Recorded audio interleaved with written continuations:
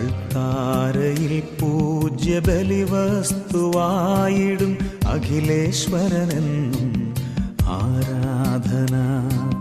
ബലിവേദി മുന്നിലായി അണിചേർന്നു നിന്നിവർ ആത്മാവിലർപ്പിക്കും ആരാധന.